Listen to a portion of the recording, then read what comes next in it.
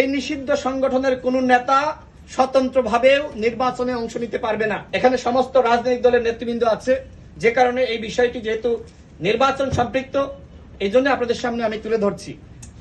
আপনারা জানেন যে রিফাইন্ড আওয়ামী লীগ নামে আওয়ামী লীগকে ফিরিয়ে আনার একটি চক্রান্ত শুরু হয়েছিল। এরপরে জাতীয় পার্টির কাঁধে ভার করে আওয়ামী লীগকে ফিরিয়ে আনার চক্রান্ত শুরু হয়েছিল। তো এই চক্রান্তগুলো ছাত্র জনতা রুখে দিয়েছে। এখন নতুন চক্রান্ত হলো যে আওয়ামী লীগের যারা পদধারী নেতা ছিল তাদেরকে স্বতন্ত্র নামে নির্বাচনে অংশগ্রহণ করতে দেওয়ার সুযোগ দেওয়া।